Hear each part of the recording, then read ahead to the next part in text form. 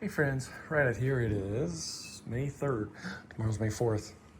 Today we're gonna figure out how to replace the butts of these two cabinets. So this one really is having some issues. The guy that I bought it from, it looks like he tried to stabilize it with something, but I mean, look at this crap. That ain't gonna do it. And if you put resin on there, the first time you set it on the ground, like to move it, it's just gonna, that whole chunk is gonna break off. So we're gonna replace that. And this one, while not as bad as that, is definitely,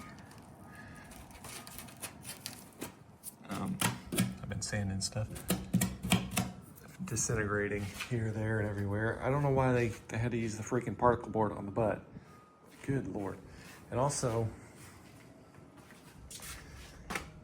we gotta fix this. So that's our goal for today. Try and get that done. I don't know where in the hell I'm gonna put my wood to get in here, but I have to move some stuff around. So first thing, these are both ish the same size. They might be 1/8 of an inch off, but that helps. So it makes it easier to cut. That, I don't know. I've never tried to build a trim for one before, so we'll figure that out. I have replaced butts, so to get them off of there, really all you gotta do is whack it in the ass with a hammer. Take your hammer and just hit it from the inside, and they usually pop right back out. So hopefully we'll have that luck here. We'll see. All right. Like I said, you just whack it in the ass with a hammer and it comes out relatively easily. See, it's just completely disintegrating. You gotta be careful, there's nails and staples and shit. And also be sure to wear your safety sandals. Just kidding. So it does have this weird shape that they put on here, which is gonna be a little trying. It's half of a, I forget what they call it, but we will make it work. I don't know that I have to see if I have a router bit, but once you get it out, you just take like a chisel and the back of your hammer and scrape all the shit out of it. And then we'll make it work. All right, onwards and upwards. All right, this used to be the backing board for my CNC machine, but let's see, we got this is the part for the base up the sides. So now let's get them on there. All right, got that all done. So just put a whole bunch of damn glue, as you can see that I always use too much, and fit it in there, whack it with a hammer a couple times to get it to actually go, and golden. So like I say, glue the piss out of it, put a bunch of little brad nails. So we'll come back probably tomorrow after it dries here, and you gotta re-drill out the leg bolt holes. So for me, that'll be tomorrow. For you, that'll be right now. Hey, it's May the 4th. I slept in late today, holy crap. All right, so what we gotta do next is drill in the leg holes. So it's like a 7/16 inch bit, but I keep forgetting to buy, so we're gonna use 3/8 and hope for the best. Maybe widen it out a little bit, but the 1/2 inch won't fit in the holes, but this is probably largely unnecessary, but I put these ratchet straps around it to kind of reinforce it. Might move them up so they're closer, but we're gonna drill from the inside out very slowly, just take it out. Hope for the best here. So I got my drill bits. Yeah, these are Forstner. I was just looking, I don't have it in anything. So I'm gonna use 3/8. 1/2 inch is too big, this is too small, so I don't feel like going to low, so we're gonna try it and see what happens. All right, got that done. Let's just say it didn't do anything, but it does work a lot better if you drill from the inside. This is when I tried to get cute and drill from the outside to widen it out. It took a chunk off there too. But not too bad. If I get that bigger drill bit for next time, it'll go better. So anywho, now we're gonna focus on if I can get it out of there. Fixing up this head here. Found some scrap wood.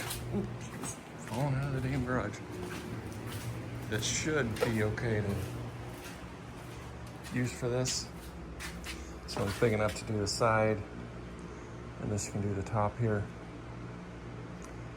So let me get to cutting on it. Pull that head out, we can measure it, make sure it's the same size as this, and we'll use it as a template. All right, so I got me this taper jig off Amazon. Spent forever trying to figure out how to use it, but I think I got it kind of figured out here. This degree meter sucks, but regardless, I think I got it figured out here.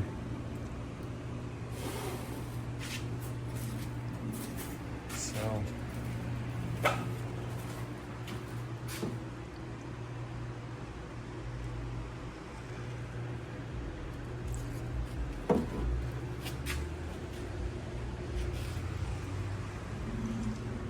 didn't quite have steep enough angle, but it's on the other side, you won't be able to tell.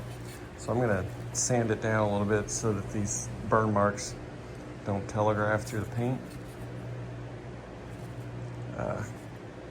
Then I gotta cut this in there. I'm not 100% sure I'm gonna do that, but we'll figure it out. You gotta cut the top, so. Not terrible, actually. Not as hard as I thought it would have been. I was dreading doing that, and it was probably easier than the top's gonna be. And cutting that notch in it. All right, let me figure this out. All right.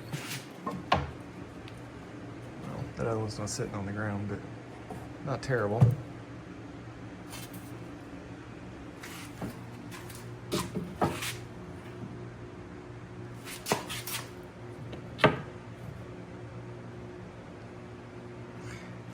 Should be up like about there. All right, so next let's cut the top. We'll see how this goes. All right, so we got that cut. Cutting dados, I don't even know what they're called with the damn table saw. It's not fun, and I forgot that I was using the remnants from my CNC backer, so we'll have a little Bondo under that, but it's all good. Fits there, that fits there. So I'm gonna get the sander out, sand them down a little bit, get all the burn marks off like I said, and then we'll pull out the brad nailer, glue, and just everything on there and be done with this crap. All right, got that done. One thing I did forget to do is put a 3-degree taper on this top piece here. But honestly, you wouldn't have noticed if I hadn't said anything. And just remember, the glue's only there to hold the brad nails until they dry. So if you don't use a whole goddamn sleeve on the thing, you're doing it wrong. But not terrible. I don't know. This wood's a little warped. So,